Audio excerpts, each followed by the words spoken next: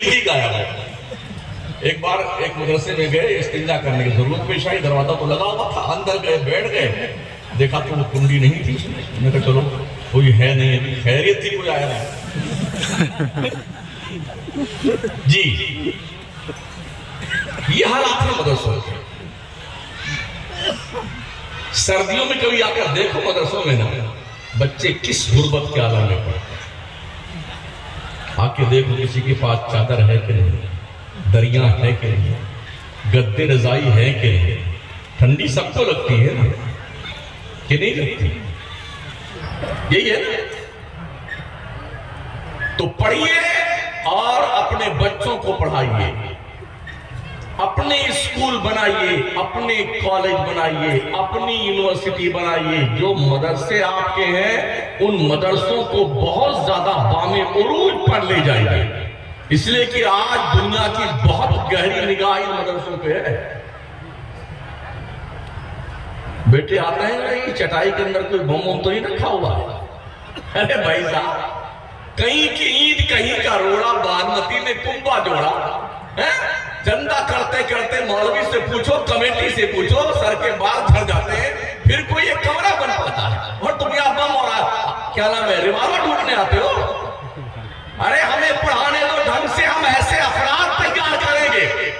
कसम रब्बे काबा की, ना पाकिस्तान नजरें बंद उठाकर देख सकता हमारे मुल्क पर, ना चाइना की हिम्मतें देखने। हमें काम तो करने दीजिए। ये मदरसों का एहसान था कि ये हिंदुस्तान आजाद हुआ, मदरसों का एहसान था। कोई डॉक्टर, इंजीनियर, लॉयर, प्रोफेसर का एहसान नहीं था। अल्लामा फजल हक खैराबादी इसी चटाई पर बैठ करके फतवा लिखते थे, मदरसे चटाई पर, जिन्होंने फतवा दिया था अंग्रेजों के खिलाफ जिहाद का। और फिर इसी जिहाद का जब बिगुल अल्लामा फजल हक खैराबादी ने मदरसे से बजाया ना, तो पूरे देश के भारतीय नागरिकों ने, हिंदू, मुस्लिम, सिख, ईसाई ने सर जोड़ करके अंग्रेजों के खिलाफ जब अपने आप को इकट्ठा करके खड़े होकर संघर्ष शुरू किया, तो उस वक्त तक दम न लिया जब तक देश आजाद ना हो गया। ये किसका एहसान है? मदरसों का। इन मदरसों को हल्का समझते हैं।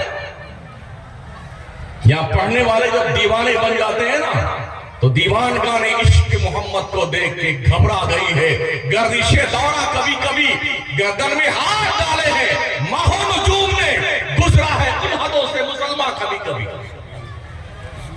हमारी तारीख गद्दारों में नहीं रही है। अब तक जितने पकड़े गए हैं उसमें कोई मुसलमान नहीं। देश के खिलाफ रिपोर्टिंग करते हुए, देश के राज बेचते हुए पाकिस्तान के हाथ पर जितने पकड़े गए गुज़िश्ता 15 साल में, और रिकॉर्ड है, उसमें कोई मुसलमान नहीं। इसलिए कि हमारे मदरसों में देश से गद्दारी नहीं, देश से वफादारी सिखाई जाती है। मुल्क के जर्रे जर्रे की हिफाजत करने का हौसला दिया जाता है। हमारे बुजुर्गों ने फरमाया, हुब्बुल वतन मिनल ईमान, वतन की मोहब्बत ईमान का हिस्सा है। हमारे मदरसों को जिंदा रखने की जरूरत है। इसलिए कौम के लोगों, अपने घरों में डब्बा रख लो, डब्बा रोजाना घर के प्रति व्यक्ति की तरफ से 1 रुपया चाहे 5 रुपया रोज डालो उस डब्बे में, और महीना पूरा हो जाए तो मदरसे में लाके जमा कर दो।